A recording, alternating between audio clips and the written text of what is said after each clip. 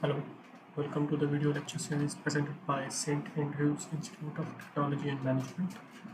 And we are discussing on the subject of programming with problem solving using C language. And in the event of this series of lectures, we are discussing the topic of functions. In the last lecture, I have introduced to you what are the functions, how to declare them, how to call them, and some other basic stuff, but we haven't practically try to use those functions. So today in this class I'm going to write up a code in which we are going to declare a function, we are going to write the body of the functions, and lastly we are going to call that functions or use that function practically. So we'll see that, but before moving ahead, let me discuss a topic which we have left intentionally in the last lecture because we are running short of time. So there's this topic called arguments. We have discussed what are arguments in the last lecture with regard to functions. Let me first declare a function. Let's say some random function, and let's say int and my function, and I'm going to pass one argument. Let's say int x. So I'm going to close this in brackets. Okay. Now, as we have seen in the last lecture, when in the main function we're going to call this particular function, let's say, and I'm going to call this, let's say, int y is equal to my fun, and let's say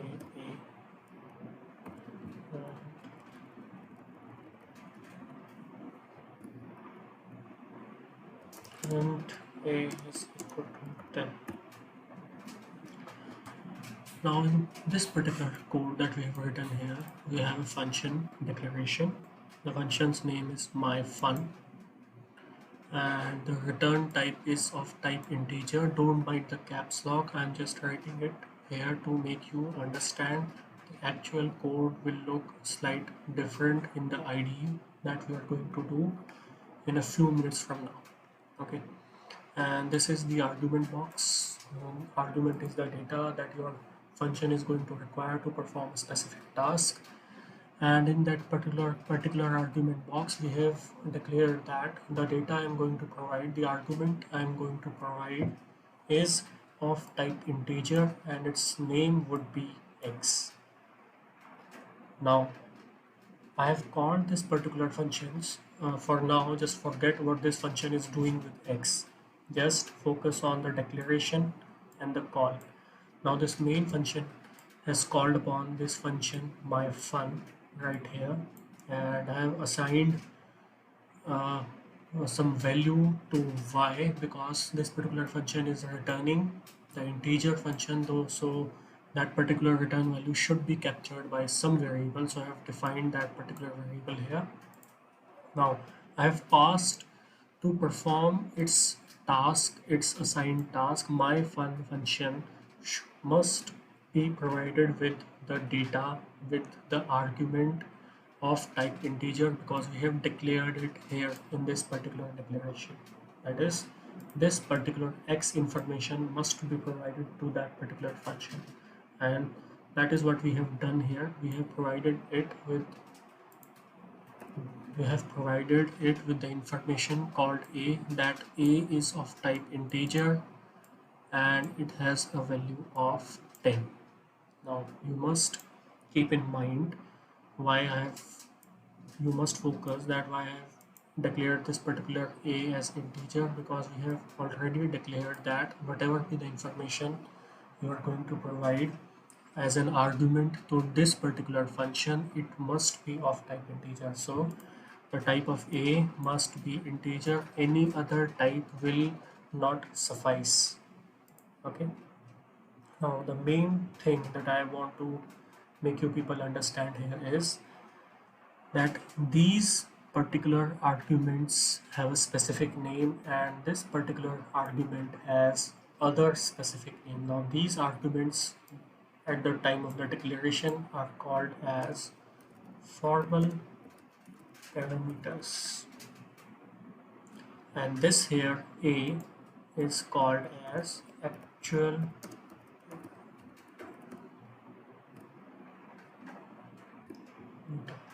So while declaring a function, the argument type or the argument declaration you are going to provide are called as formal parameters, and the arguments that you are going to provide while calling a particular function are called as actual parameters. So there is a difference. Okay, there's a difference in the name and some specific things also, which we are going to discuss a few minutes from now. So you must keep in the mind these are called as formal parameters, and this is called as an actual parameter. Now what are the specificity and what are the difference between these two, and why I am so focused on the topic of argument? Let us see just a minute from now. Last thing last, one more thing that I want to convey to you is that the declaration of arguments inside this argument bracket must match the number of argument that you are passing here, and also the type.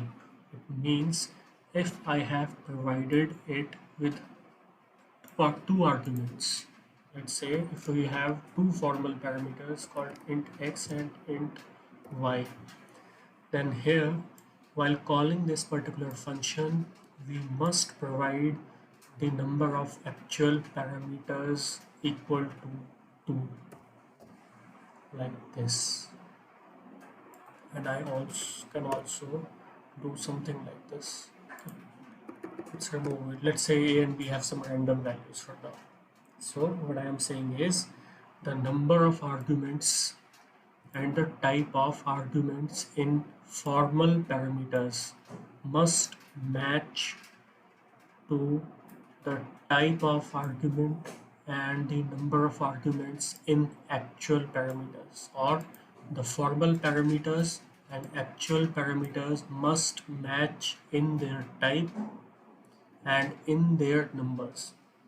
So we have two formal parameters, so two actual parameters must be passed, and these two formal parameters are of type int, so these two actual parameters must be of type int, otherwise the code will not function properly, or it will not function, it will not compile at all.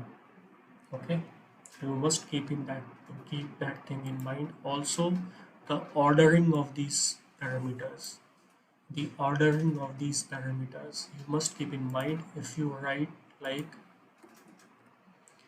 b comma a, then also this b will actually be assigned to this x, and a will actually be assigned to this y, and if they're like a comma b like a few seconds ago, then a will be assigned to x and b will be assigned to y. Okay, so that might result in some other kind of solution that you may not want. Suppose your function does something like 2 multiplied by, let's say, x and plus y. In that case, if you call your function something like this, then this b will be your x and this a will take place of your y, because the first value that you will pass here in actual parameters will be assigned to x, sorry, and second value that you are going to pass in this particular actual parameter will be assigned to this y. Okay, so x is actually b and y is actually a. But if you reverse this, a comma b, then in that case A is now assigned to x and B is now assigned to y. So this will be 2 multiplied by A plus B. While in the case that we have discussed just a seconds before, the actual expression is 2 multiplied by B plus A. So the ordering of the actual parameters while calling the function might affect your overall result or might affect the functionality of the function. So you must keep that thing in mind. The formal parameters and actual parameters must match in their types, in their numbers, and lastly in their ordering. Okay, so let's move on. Let's move on to our IDE. We haven't seen the implementation of the functions. So I'm going to implement a very basic function so as to just give you an idea. Okay, this is how we are going to declare that function in actuality, how we are going to call it, and does it work or not. Okay, so let's do this.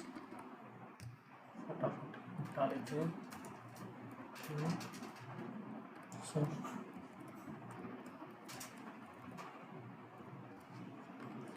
and I'm going to define a function which returns a value int which adds two numbers. Let's say sum is the name, and it will take two arguments, say int x and int y, and we are done with the declaration. So we have declared a function which returns a value of type int. Its name is sum. The number of formal parameters are 2. Both of them are of integer type. So we'll go to our main function, and first of all we have to declare those two let's say variable which we are going to pass to this function. So let's int a comma, okay, one more concept. Let's say this is x comma y comma, let's say result, and def.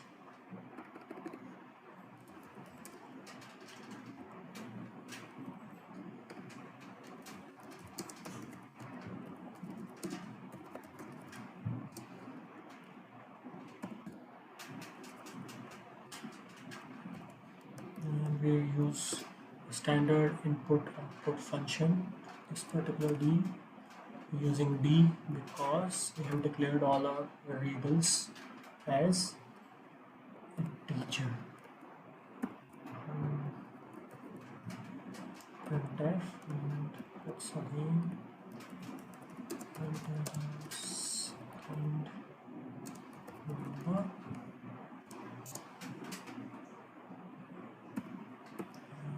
scanf, okay, and percentage d, and second is a standard input output functions which you must be familiar now at this junction of our course. I'm not going to be in much detail. Now we're going to just call our function and pass the value. So I'll assign this particular variable result with the return type value of our function, this is sum, and I will pass on the value of x comma y, and let's say printf and percentage d,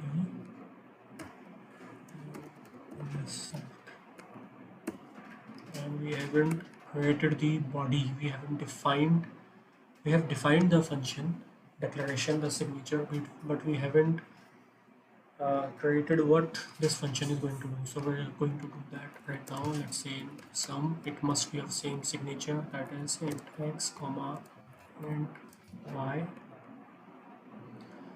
and body will, let's say, return x plus y. That is it. Now this particular function just take two formal parameters, say x and y of type int, and just return their value after summing them, or their addition, simply put. So their return values of type int. Now the main thing that I want to discuss here is, although I have provided the two formal parameters with the name x and y, you can take these two names different to the names that you have declared inside your code. As you can see, the name of this first formal parameter is x, second is y, and the actual parameters names are also x and y. You can take these two names, these two types of names, different if you want. So I can always put like a and b here, and it will make no difference, let me tell you. This will make no difference because whatever you are going to pass as x will be assigned to a, and whatever you are going to pass, whatever be the value of y you are going to pass here will be assigned to b. And even if the value of this x, the name is x and y, in actuality this x is different from this x name wise, and this y is different from this y name wise. Let me again iterate that these are different name wise. That is, this particular x here and here is known only to this particular function. This particular x is known to this particular function only. So this x is actually different from this x. So compiler will always make a separate memory location for this x, and will assign a separate memory location for this x and separate memory location for this particular x. Keep that thing in mind. Okay. So let's try to save it first and compile it. Let's say if we have it saying that we have an undeclared b. Yes, we have. We should not use b here. It is y. And let's do this. So it's asking me first number, let's say 4. It's asking me about the second number, let's say 10. And okay, 14. 14 is the result. So this is how you can implement a particular task, a particular problem using functions.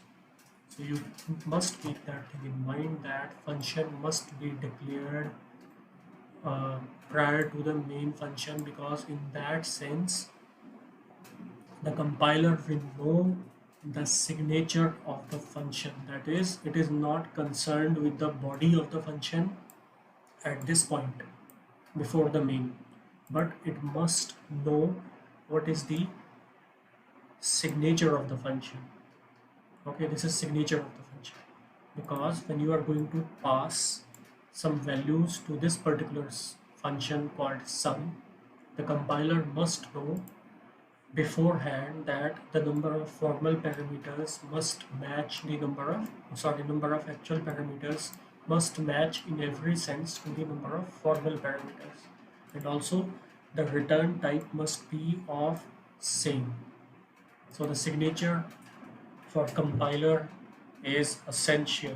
So you will declare the signature, and then after the main function you can declare the body, or there is one more practice, you can declare this whole body before the main function, but that is not a standard practice.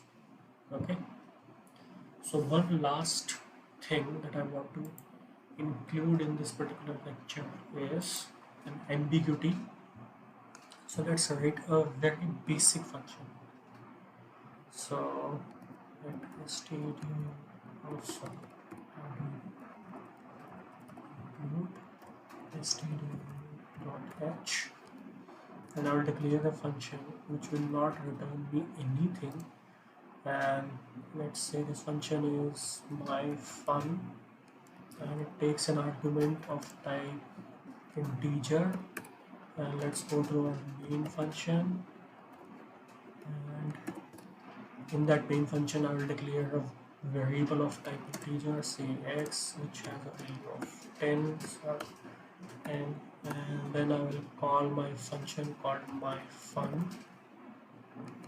and I will pass this value x, and then I will print my variable called x. So percentage d comma, let's say x, let's say that it is x, and let's define our function again in body myFun and int x, and let's say x is equal to x plus 1, and printf and percentage d and comma, and let's say x. Okay, and let me also put printf and \n is for new line, and I will also, this is in main, and I put here this is in my fun. Okay, so what I have done here is I have declared a particular function which has a name myFun. It doesn't return me anything, but it takes a formal parameters equal to number 1, sorry, in number 1, and it is of type int. Now I have declared what it does is it just increments the argument by 1, that is it.